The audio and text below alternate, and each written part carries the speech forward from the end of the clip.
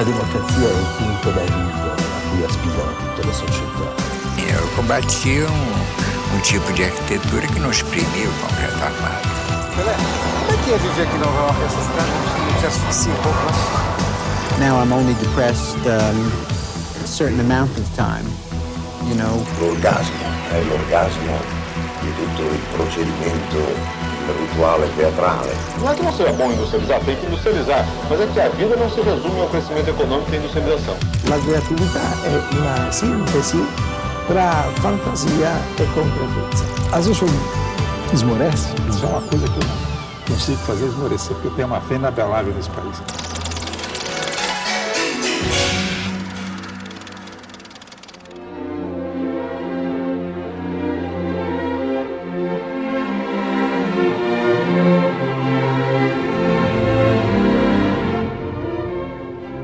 Ao longo de 50 anos de atividade médica, o carioca Luiz Alberto Py é uma referência na área do comportamento humano.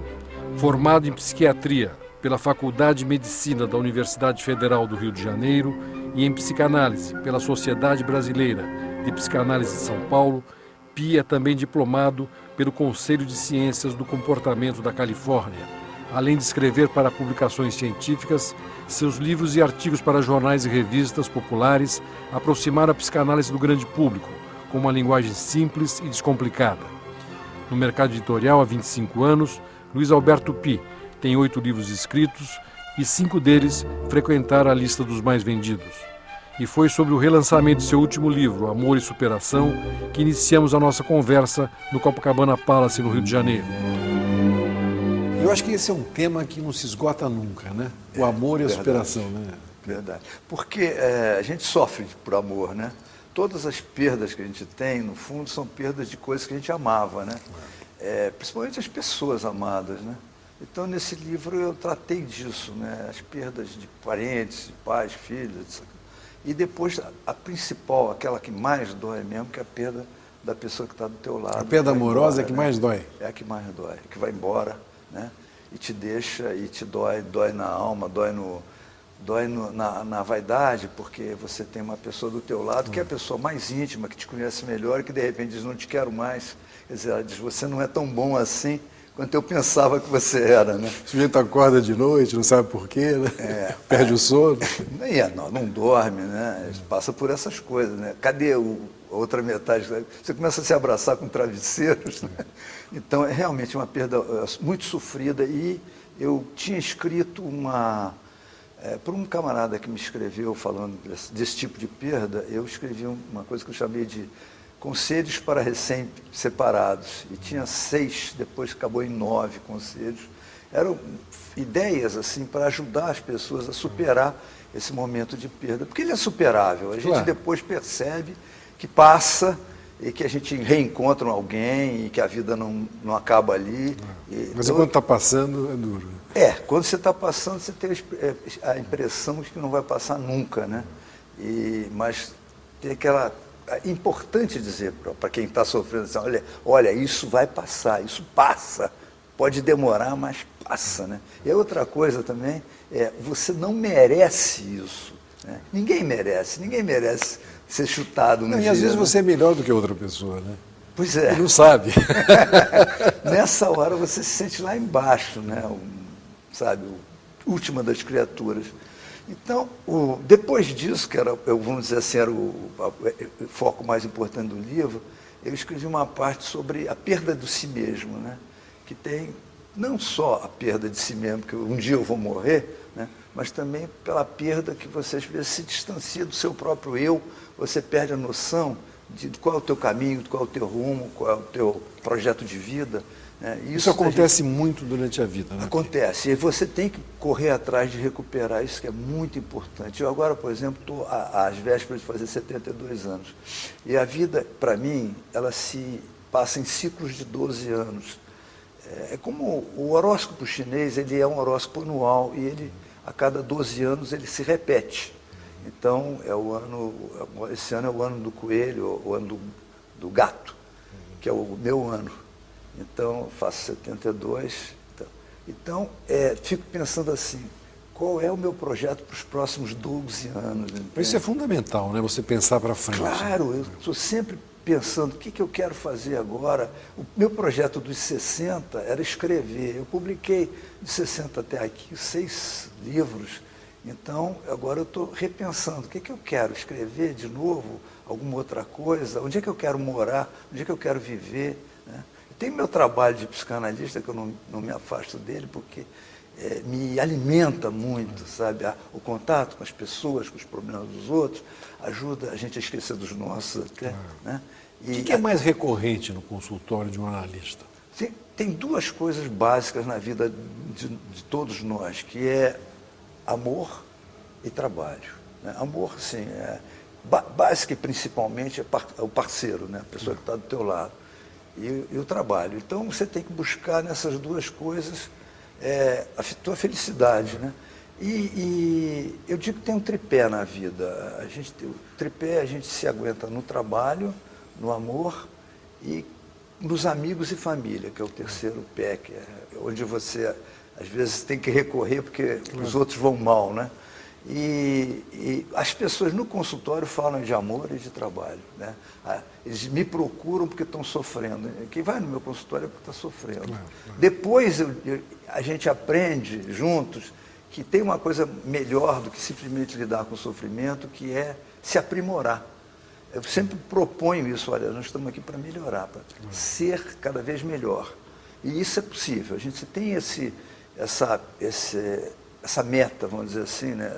Em vista você tem essa ideia de que eu vou melhorar, eu posso ser melhor, tem alguma coisa que eu posso corrigir, aprimorar, algum defeito que eu posso diminuir. Então essa ideia do melhorar, eu acho que é uma ideia que vamos dizer assim, é o pano de fundo do trabalho do analista, ou devia ser.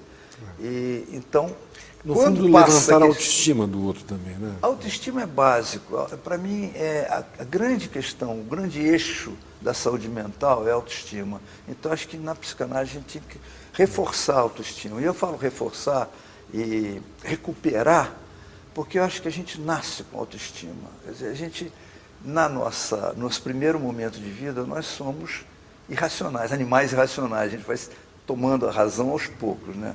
Ganhando razão. E os irracionais, você olha em torno, eles estão todos felizes e têm uma ótima autoestima, né? Eu olho os gatos, cachorros lá em casa, todos eles se amam muito bem, não tem nenhum problema de conflito, de sofrimento nessa área, né? Então eu acho que a gente vai perdendo isso por força da pressão das exigências da vida. Porque o que a razão nos dá é uma consciência de futuro. E quando a gente olha para o futuro, a gente tem que se preparar para fazer determinadas coisas, para plantar, para colher depois. E talvez entre aí também a angústia da morte, né? Também, sem dúvida. Agora, o mais pesado é a cobrança que você mesmo se faz, que começam te cobrando e depois você começa a se cobrar, que é o que gera um conflito entre a emoção e a razão. Por quê? A emoção funciona à base do instinto do desejo, como os bichos. Eles não têm conflito, o bicho não tem conflito. Ele faz o que ele está com vontade de fazer, ele busca fazer o que ele tem conflito fora, ele tem conflito com quem não deixa ele fazer o que ele quer, né? Mas internamente não tem conflito. Agora a gente tem por quê?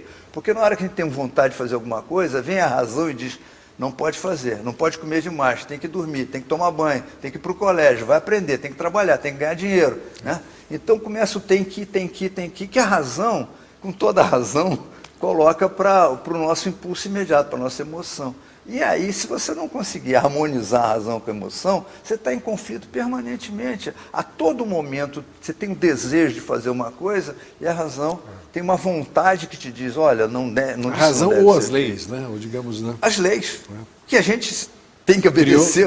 Criou para que a sociedade possa se integrar. Às vezes você procura não ter esse conflito, jogando teu conflito entre você e a sociedade. Você vai parar na cadeia. Né?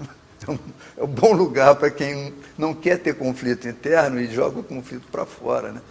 E o que acontece é que a gente então tem que aprender a trabalhar isso, porque esse conflito vai minando a autoestima. Porque toda vez que você não consegue fazer alguma coisa que você se propôs a fazer, você tem uma atitude de eu não gostei disso. Que você também aprende com os pais, né? O pai ou a mãe que diz assim, minha filha, você está errado, você é feio, né? E fica com raiva. como a criança aprende copiando os pais, por emulação, como a gente diz, né? Então ela aprende a fazer que nem o pai e a mãe, né? Eu não gosto de mim porque eu não tirei nota boa no colégio, porque eu não fiz aquele gol, porque eu não fui primeiro. No fundo, sempre o pai e a mãe são culpados. Não culpados, não. Isso é uma maldade que os psicanalistas fizeram. Os pais são culpados do bom e do ruim. Claro. Quer dizer, tudo que a gente é, de bom e de ruim, a gente deve muito aos pais. Né? Mas o pessoal costuma falar do de ruim. Porque minha mãe fez isso, meu pai fez aquilo. Esquecendo, é fácil também jogar para os outros. Pois é, e esquecendo de tudo de bom que a gente recebeu deles também, que é muito mais. Sabe, quando o Michael Jackson morreu, o pessoal me perguntava assim, e o pai dele não fez mal a ele, não sei o quê. Eu digo, olha aqui, Michael Jackson morreu, era meio maluco, né?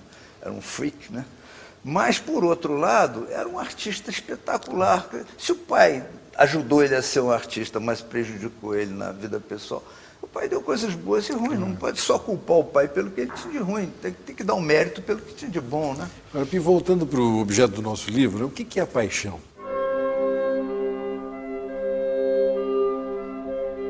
Eu digo o seguinte, é que nem um barco, né? A razão é o leme, direciona, e a emoção é o motor. Um barco sem motor fica parado, e um barco sem leme fica rodando, né, loucamente. Assim. Então você tem que conseguir harmonizar um com o outro.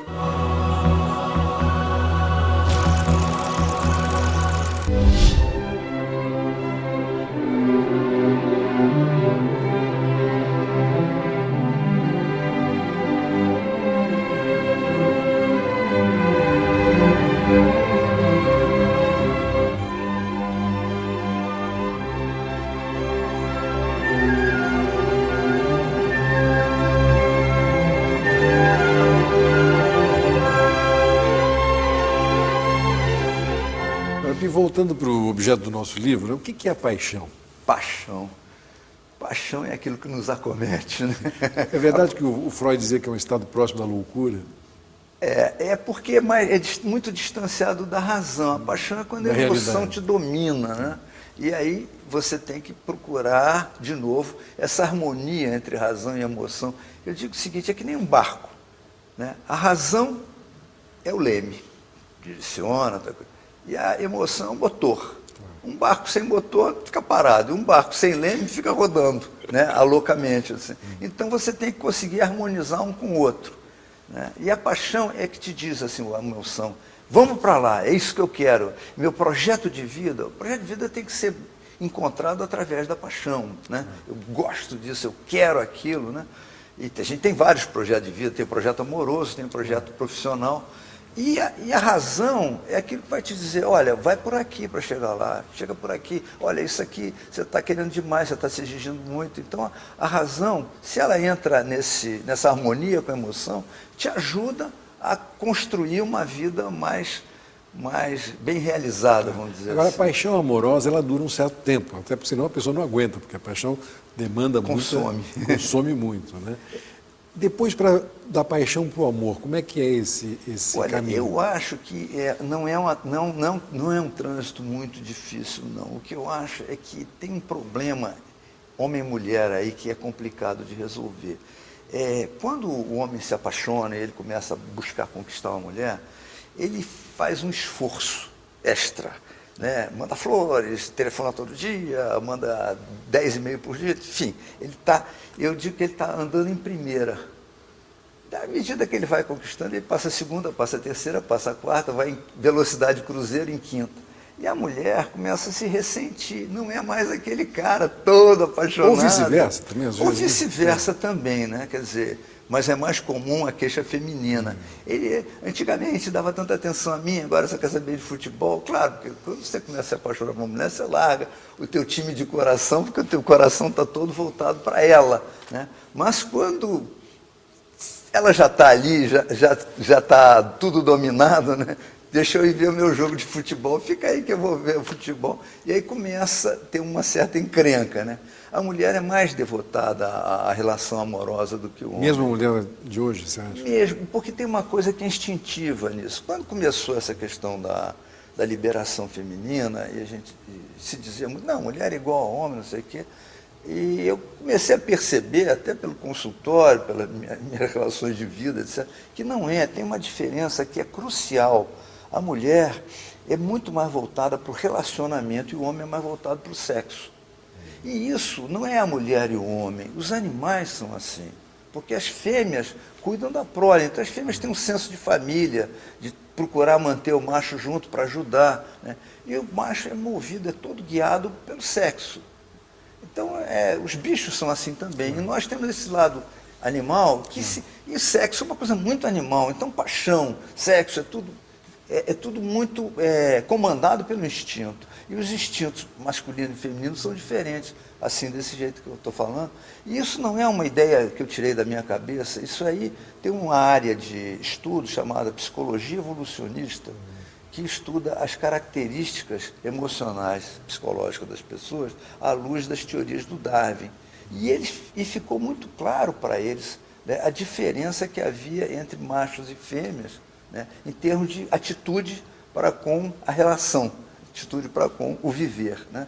Então, é muito nítido isso. Mulher tem uma coisa mais voltada para a relação amorosa, né? E o homem tem uma coisa mais voltada para o sexo. E isso cria um conflito que tem que ser resolvido, né? A gente se apaixona e diz, não, vamos fazer uma família, vamos ter filho, mas ou não, né? Agora, é uma busca, né? Um psicanalista, amigo meu, me disse também que a passagem da paixão para o amor é um ato de coragem também. Muitas vezes as pessoas não têm coragem de entrar no amor. A paixão é uma coisa mais... A paixão te toma, né? O amor é aquilo que você pensa em dar sequência àquela vida apaixonada que funcionou muito bem. Porque você não aguenta viver em paixão, como você não aguenta andar em primeira, né? Você tem que mudar, né? Tem que passar para o outro lado, para uma coisa mais serena. E aí vem a questão do amor. Essa passagem é difícil porque muitas vezes a razão te diz essa pessoa por quem você se apaixonou, por quem você foi apaixonado, não é uma pessoa suficientemente legal para estar junto contigo. Aí acabou a paixão, acaba. Quando, por outro lado, a razão te diz, não, essa pessoa é ótima, tem tais e tais e tais qualidades, então você busca, vamos dizer assim, preservar a paixão e ir transformando aquilo numa relação mais tranquila, né? menos vamos dizer, menos conflitada, cheia de emoção e mais razoável. Mas a pessoa que eu escolhi para ficar do meu lado. Quer dizer, aí vem o cultivo do amor. E o cultivo do amor se passa por uma coisa muito fundamental, que é o seguinte: aceitar os defeitos, ter tolerância, né? Recíproca, né? Então tem que encontrar primeiro essa reciprocidade. Não adianta você estar tentando construir uma relação sozinho. Você tem que ver o outro buscando construir junto contigo, né? Então tem a reciprocidade.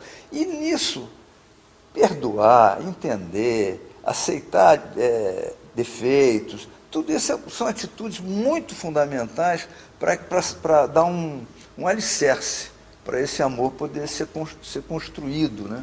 E aí a coisa... E aí entra a amizade nisso também, que é muito importante. Tem, muito. Tem que ter cumplicidade. E uma outra coisa, que eu acho que é a característica fundamental de tudo isso, você tem que ter admiração pelo teu parceiro ou parceira.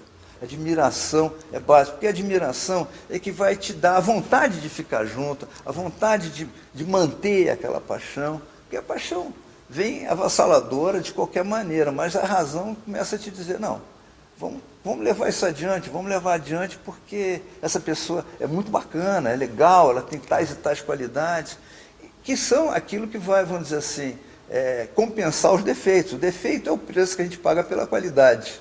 A pessoa tem qualidades e defeitos, você aceita os defeitos para poder usufruir das qualidades. Eu me lembro quando eu era jovem, um amigo meu me dizia assim, não, as mulheres buscam a felicidade, o homem o sucesso. Você acha que com a mulher no trabalho isso mudou? Mudou porque a mulher começou a incorporar esse senso de busca de realização profissional, vamos dizer assim, né? Porque a realização pessoal da mulher era só o casar, ter filhos, cuidar dos filhos.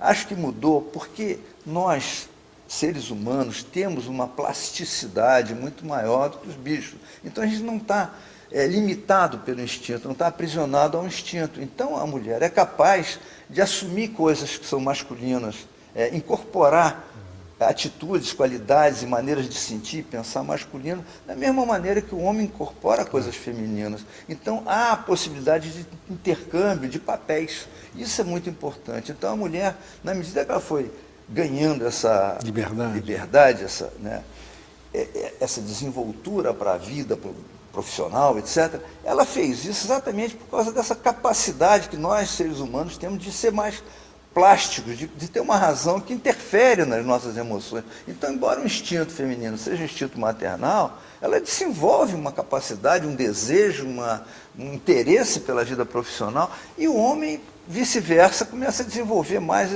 essa capacidade de se ligar com filhos, com família. Então, eu acho que essa plasticidade, que a razão nos dá, né, que permite que a gente vá mudando de forma, mudando de maneira de ser, nos torna capazes de ter essa troca de papéis, então das mulheres poderem fazer papéis masculinos na vida, no mundo, sem perder a feminilidade, e os homens também fazer coisas femininas sem perder a masculinidade. O que mudou na psicanálise nos últimos anos, Pio? O que mudou muito, eu acho, mudou muito esse foco da doença para a saúde. Quer dizer, a psicanálise começou como um tratamento, né? A pessoa está doente e ela ia ser tratada. Então a terminologia era uma terminologia médica. Essa coisa da pessoa ficar 10, 15, 20 anos... Isso eu acho uma coisa muito esquisita. A terminologia psicanalítica era assim, é o doente, é o paciente, né? A cura, é a doença, a neurose, é o tratamento. Então tudo isso é um viés médico, é uma forma médica de olhar. Eu acho que hoje a psicanálise foca, em vez de focar a doença, foca a saúde. Então, o que essa pessoa, o que está faltando para essa pessoa ser saudável, ser feliz? O que falta para ela? Então, é isso que a gente vai complementar. Então, a gente vai buscar o quê? Qualidades, capacidades, aprimoramento. Para mim, a palavra-chave é essa, aprimoramento. A pessoa deve fazer psicanálise para se aprimorar, não para se curar. Entende? Ninguém pode se curar de ser quem é. Ele pode se adaptar e se aprimorar para ser o melhor que ele é. Né? O melhor possível, melhor eu possível. Acho que essa é a busca da psicanálise hoje. Embora as pessoas, quando buscam a psicanálise, elas buscam ainda com essa ideia de eu estou lá para me livrar de um sofrimento. Mas quando a gente consegue botar isso de lado, já superamos o sofrimento, aí começa uma psicanálise verdadeira, que para mim é a verdadeira, que é aquela que vai buscar a pessoa desabrochar o melhor dela. E aí, acho que vai ser bom. Obrigado, Pi. Um abraço. Valeu.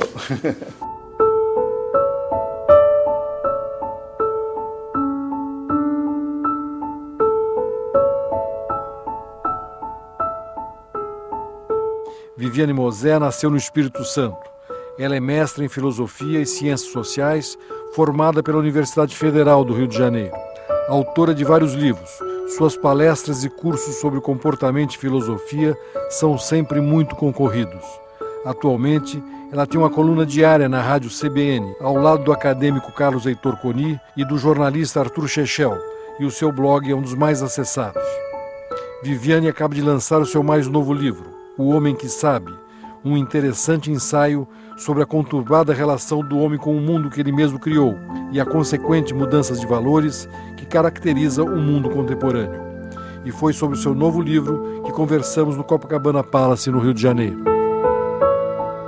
Viviane, um grande prazer conversar publicamente com você. Parabéns pelo novo livro, muito bom, recomendo. O Homem que Sabe, o homem no sentido do ser humano, né? O homem e a mulher. Acho que talvez seja teu melhor livro, meus parabéns. E outra coisa que eu gosto muito do teu pensamento, você me lembra muito de Darcy Ribeiro, porque você faz um pensamento muito brasileiro. Você acredita que o Brasil tem uma nova maneira de ver as coisas, né? Isso me agrada muito, meus parabéns. O que te levou a escrever esse livro? Olha, esse livro vem sendo escrito há muitos anos, eu nem sei dizer quando começou. O que eu trago, às vezes isso até me espanta um pouco, porque as questões desse livro, na verdade, elas sempre existiram em mim. Sempre foram dúvidas, questões. Então, uma delas, que é central, por que o brasileiro, que é tão inteligente, tão criativo, que encontra maneiras tão bacanas de viver, de dar conta das dificuldades e desafios imensos que tem esse país. Eu digo o brasileiro, eu não digo nem a intelectualidade brasileira, eu digo o povo brasileiro.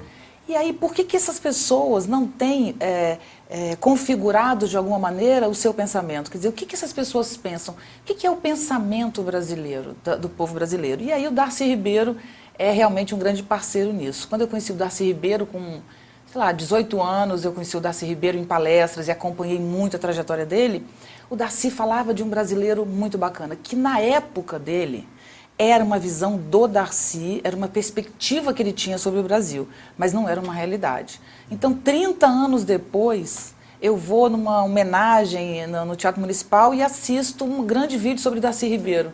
Falei, caramba, esse cara é incrível. Estava na frente, né? Estava na frente.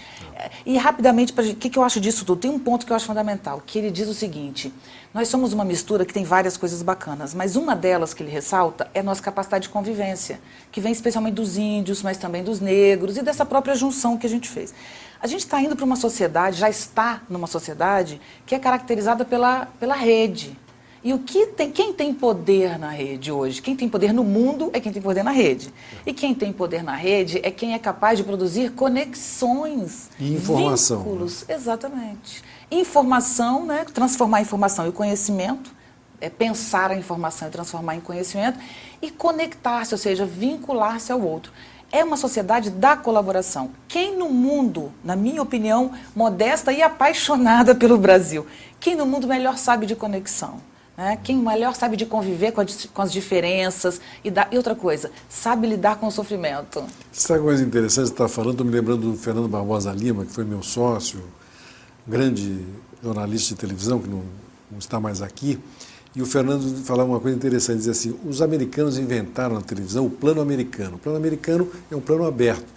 Por isso que eu trabalho em close, porque o brasileiro trabalha, o brasileiro se abraça, o brasileiro, é isso que você está dizendo, né? Exatamente. O brasileiro é próximo, né? Diferente de outros povos. Né? Gosta de criança, né? O brasileiro não é aquele que chega em casa e o filho vai para o quarto, porque ele está, não, ele fica na sala, com as crianças na sala, as crianças são motivo de alegria, de brincadeira, de divertimento. Então é um povo que se relaciona. Até no sofrimento, né? Até no sofrimento, né? Que sofre muito, né?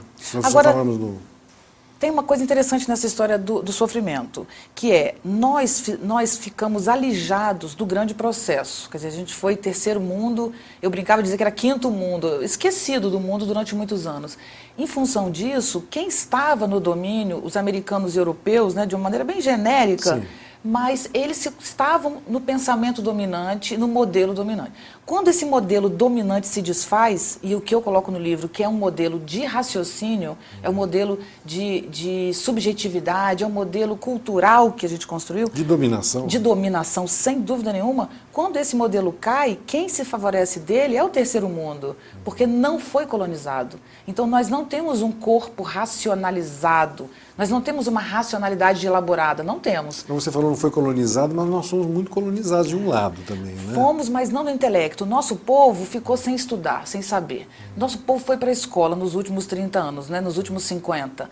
Mas uma escola que não tinha como perspectiva o pensamento criativo, né? Uma escola muito marcada pelo regime militar, né? Pela industrialização. Então, o nosso povo, o modo que a gente pensa e se coloca no mundo é muito próprio, porque a gente não participou exatamente da intelectualidade. E uma coisa interessante, que eu até falo no livro, é que quando eu estudei filosofia, sempre foi claro isso, nós não podemos nos chamar de filósofo e nunca seremos filósofos. Na verdade, somos historiadores da filosofia, que a filosofia faz quem tem tradição. Mas isso é uma colonização. Totalmente, né? Acho que tem que inverter isso. Claro. Agora, de qualquer maneira, você vai buscar nos gregos, você vai buscar em grandes pensadores uma raiz das coisas, claro, né? Mesmo que você tenha um pensamento próprio. Mas tudo, as coisas vão se permeando entre elas, né? E você fala uma coisa interessante, né? Eu quero voltar um pouco aos gregos para chegar no Brasil. Quer dizer, aquela do Egon, da luta, né? A vida é uma luta, né? Eu queria que você falasse sobre isso. Né? Isso é muito interessante, porque quando nasceu o modelo que a gente tem de pensamento, né, que eu chamo de lógico-gramatical, né, uma racionalidade que está muito estruturada no modo como a gente raciocina, sem contradição, opondo as coisas e tal. Esse modelo, quando ele surgiu, na Grécia tinham dois. Tinha esse, que dizia que o bem era voltar-se para a verdade, para o ser, que é o que não muda, que é o eterno. Mas tinha o pensamento oposto, que era o do Heráclito, que valorizava exatamente a mudança e a transformação. Então, o alvo da vida é a mudança. Tudo que... Se tem uma coisa que nunca mudará no mundo, é o fato dele ser mutável. Esse modelo da mudança, que é exatamente o agon, esse conflito, ele foi rejeitado. Quer dizer, o que permaneceu foi a busca pelo fixo. Essa mudança marcou o Ocidente, é essa mudança que eu conto no livro. Então, dos gregos até hoje, nós buscamos não apenas intelectualmente, mas afetivamente e gramaticalmente, nós buscamos a verdade e o que não muda. Quando nós somos uma mudança, nós somos uma contradição. Nós somos um caos ambulante que a gente tenta ir organizando. Então, se a gente pensa mesmo no quem somos, né, de fato, você pensa assim, não, eu acordo todo dia uma tsunami e tento ver onde eu levo essa tsunami da melhor maneira. Isso é a realidade. Não, eu imagino que eu sou Viviane Mosé, que eu tenho 48 anos, que eu não posso me permitir isso, não permitir aquilo. Então, eu acredito que eu sou uma estabilidade que eu nunca fui.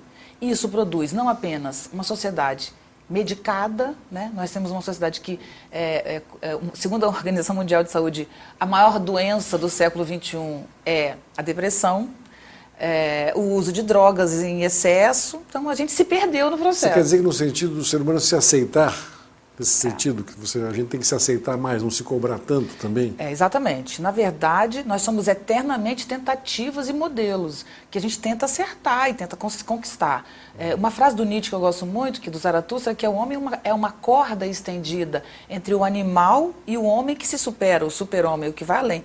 Então, nós não somos algo, nós estamos em processo, né? E os seres humanos que melhor atingem ou resolvem esse processo, eles são ponta da humanidade e a gente segue, de certa maneira, alguns líderes que conseguem propor soluções para a vida pessoal, afetiva e tal.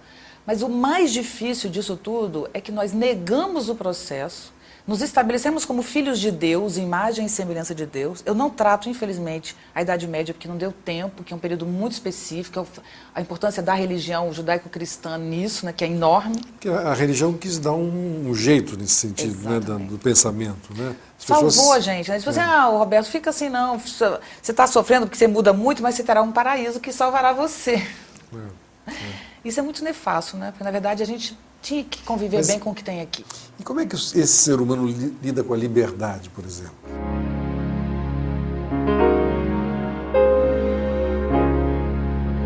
Hoje, a gente já sabe, e nesse livro eu elaboro bastante isso, que se você solta apenas e vive diretamente, sem muitos limites, você não é um ser humano. Você é um cachorro, um gato, um papagaio. Quer dizer, exatamente dizer não a si mesmo, a grande honra do homem.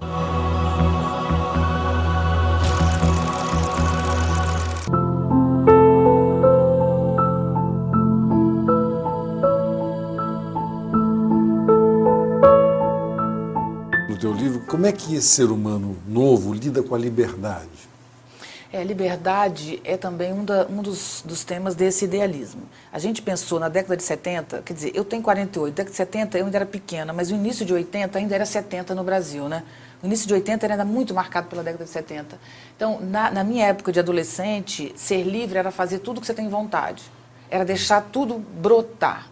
Hoje, a gente já sabe, e nesse livro eu elaboro bastante isso, que se você solta apenas e vive diretamente, sem muitos limites, você não é um ser humano. Você é um cachorro, um gato, um papagaio. Quer dizer, exatamente dizer não a si mesmo, a grande honra do homem. Porque se eu quero ir para o lado A, será que sou eu que quero ou a natureza em mim que quer?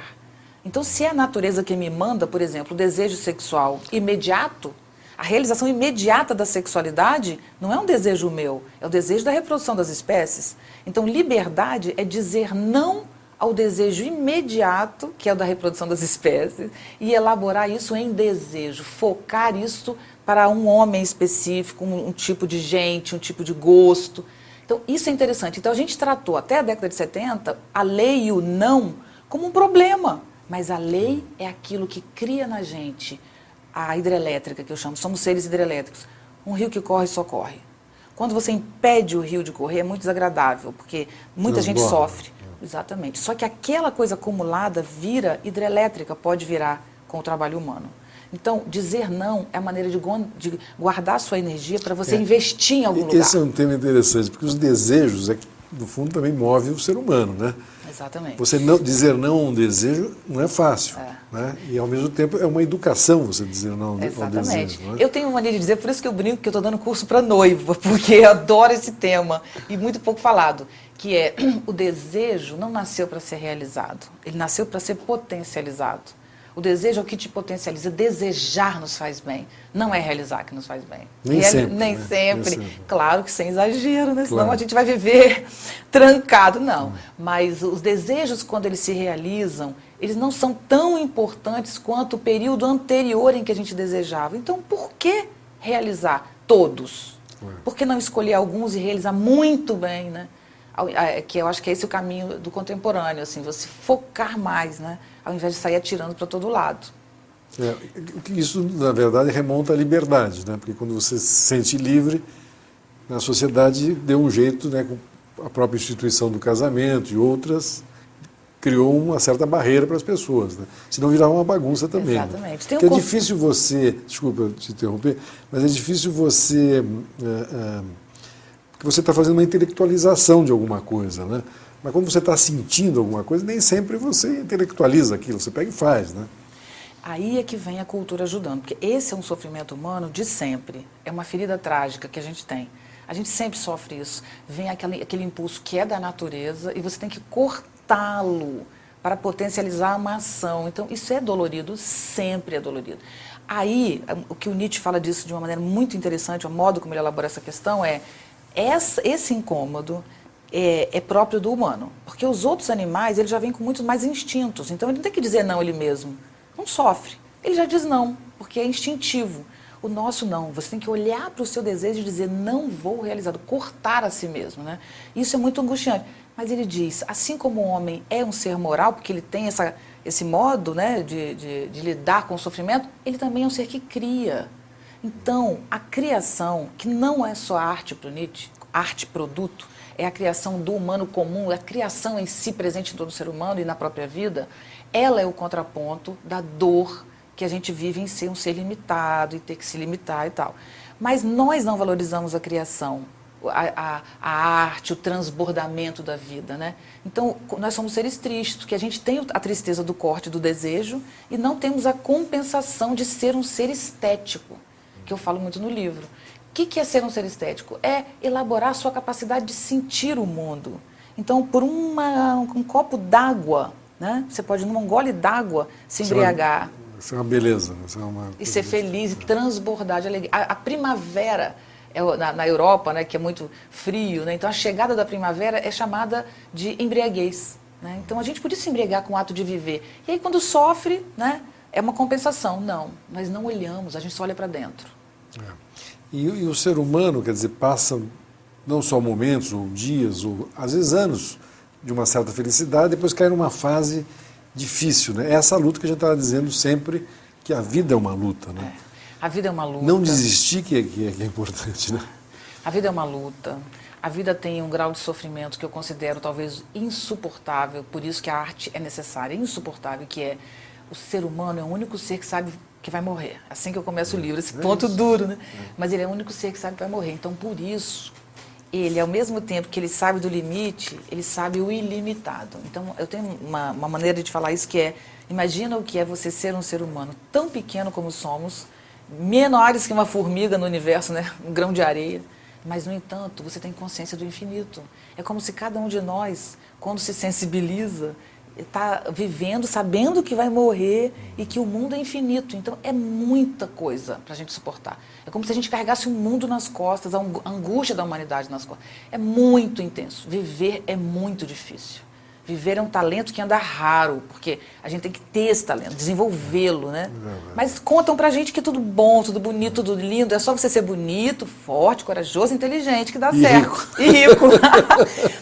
Mas não dá, não adianta ser rico, bonito e inteligente. Quando o sofrimento trágico vem, não tem tamanho.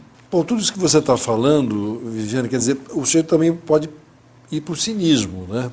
O ser humano também pode ir para o cinismo e viver isso como uma... Ou então, para a poesia, para a música, para uma coisa mais lúdica, assim, e enxergar a vida de uma forma melhor, né? Sem dúvida, o cinismo é uma possibilidade. O problema do cinismo é que o cínico, ele se isola, né? Que ele vê o que ninguém está vendo, ou que a maioria não está vendo, critica isso, vê a contradição e o problema que é isso, e assiste com uma certa ironia aquilo. Então é um modo de proteção, né? Você diz assim, não, eu sei que tudo é um horror, um teatro. mas que eu tô um teatro, mas eu estou enxergando. Então você se engrandece. O problema que eu vejo no cínico é um problema bem, assim, um modo bem pessoal de ver, mas eu acho que ele perde a trajetória conflitante, porque ele sai do conflito, o cínico. E a gente não tem que buscar sair do conflito. Eu brinco com os meus alunos de dizer, se você não está vivendo um grande conflito, se for pouco tempo, fique tudo bem. Mas se está demorando muito a ter conflito, você procure um. Imediatamente. Porque é melhor você procurar o conflito do que ele te procurar. Porque quando o conflito te procura, pode ser desastroso. Então, a vida é isso, e é bacana, sabe? É maravilhoso. E essa é a visão do Nietzsche, que quem lê o Nietzsche inicialmente, sem um grande aprofundamento, acha que o Nietzsche é o cínico, que está dizendo, tá vendo, porque o homem é um ser trágico e mostrando as contradições da cultura e criticando tudo, né? Que ele é muito crítico, mas não é isso que ele está dizendo. O centro do pensamento de Nietzsche é uma palavra, chama-se vida. Você nasceu, não sabe por quê, e é bom que permaneça achando isso, porque se tem uma razão para você viver, é uma razão humana, né? Que, ou seja, religião ou filosofia são tentativas que a gente tem, mas de fato você não sabe por quê, para quê, ou se há um porquê na vida. Você passa uma trajetória num corpo que não é exatamente aquilo que você escolheu, nem a sua família aquilo que você escolheu, e um dia você vai morrer. Então, será que não era melhor, vendo o todo da vida, aceitar essa empreitada e vivê-la intensamente, ver tudo aquilo que ela pode te dar, de ganho, de perda, de juventude, de velhice, viver, topar, aceitar o kit completo, né? A gente faz o contrário. A gente é muito cínico. Eu acho que o cinismo ele se tornou a nossa posição. Você olha e por achar que você é um intelectual e entende, você é superior. Eu sei que a vida é assim. E aí você se afasta. Isso eu chamo de depressão. Depressão é falta de vida, é descrédito, né? Eu sou uma pessoa contrária a isso. Gosto da vida. Acho a vida uma brincadeira interessantíssima. Óbvio que na hora que está ruim, como todo mundo, eu me acho a última das criaturas, mas passa depois. Essa é a vantagem. É que, na verdade, a gente não passa o dia todo se perguntando o que é a vida, porque senão a gente enlouqueceria, né? Ou então vira só uma pessoa que vive teoricamente. Né? Insuportável. É muito difícil, realmente, você passar por momentos difíceis, saber que isso vai passar, buscar outras coisas, né? E aí a arte é muito importante, né? Um bom livro, a filosofia.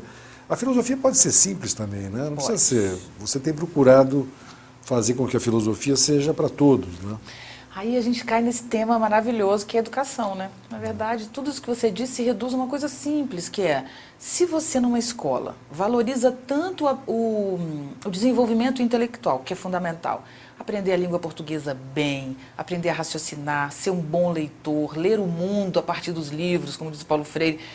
Além desse aspecto que é intelectual, nós temos que ter na escola um outro aspecto estético, desde pequenininho. Então nós temos que aprender a sentir cada vez mais, aprender a elaborar o afeto. E se a gente tiver tanto valor para o desenvolvimento do senso estético como da intelectualidade, aí a gente vai criando um equilíbrio, né? Que, por exemplo, se você vai numa exposição de arte contemporânea, e se você nunca foi a nenhuma exposição, você vai ficar vagando ali sem... Então, existe um aprendizado, sim, um desenvolvimento estético. Todo mundo é um artista em potencial, mas tem um desenvolvimento. Então, se você desenvolve o senso estético, quando você sofre, Roberto, você resolve no estético. Como a gente não tem senso estético no Brasil, apesar de sermos extremamente naturalmente criativos, apesar da escola, a nossa escola não trabalha isso, né? Então, a gente fica adulto, perde o que a gente tinha antes. Que é, você, quando tem um problema afetivo, você quer resolvê-lo intelectualmente. E esses domínios não são impossíveis. né? Então, isso nos faz sofrer. Então, a tese que eu tenho é que o nosso sofrimento, ele é muito maior porque ele é a tentativa de negar o sofrimento. É essa luta de negar o sofrimento que nos torna tão sofridos e fracos. Se a gente, ao invés de negar, usasse a ferida que ilumina, como diz o Caetano, usasse o sofrimento para crescer ou para sentir, a gente viveria melhor. É como você está apaixonado e você levou um fora daqueles enormes e você ouve, por exemplo, no meu caso, ouvi Nana Caymmi, por exemplo. Nana Caymmi, eu amo a voz de Nana Caymmi, mas Nana Caymmi só faz sentido para mim se eu levei um fora. Então eu fico feliz quando eu levo e falo, oba, posso ouvir Nana Caymmi? Você fica muito melhor quando está sofrendo, você ouve mais música, você vai a um cinema, tudo fica intenso, mas a gente odeia isso. Mas sabe por que a gente não gosta de sofrer? Porque a gente tem vergonha do outro. O que o Roberto vai dizer de mim que eu estou sofrendo? Não é só isso também, você não gosta de perder, né? É. Perder é chato, né? Perder é mesmo chato, eu também acho. Mas faz parte, né? Mas quem não sabe perder não consegue ganhar, né? É o Diego Hipólito, né? Cheio de medalha, passou por um momento difícil, entendeu? Tem aquela hora, passa um momento ruim, depois você melhora. Tem que saber perder, não querer perder, ninguém quer perder. Mas tem que saber, uma hora a gente não vai morrer mesmo. Você acha que esse sofrimento da paixão é um dos maiores que tem? Acho. Acho que a gente desvaloriza muito, acha que é fútil, né? Não. Porque nós somos seres, isso tem no livro também, no segundo capítulo, nós somos seres que vivem a trajetória da vida, né? Porque você pensar, você sai da Terra, né, de um corpo aqui, faz uma trajetória e depois você morre, é enterrado. Então, essa trajetória, ela é muito sozinha. Você não está em continuidade com seus pais. É solitária. Muito. E nem está em continuidade com seus filhos. Então, se isso é tão sozinho, o que acontece? O que nós mais queremos? Estar junto de pessoas, de amigos e do amor, que é o que mais se aproxima sexualmente e amorosamente. Então, quando você encontra alguém que você sente uma ponte com essa pessoa, você se transpõe para ela. Se ela vai embora, ela leva você junto. Então, é uma ferida que para curar é um tempo.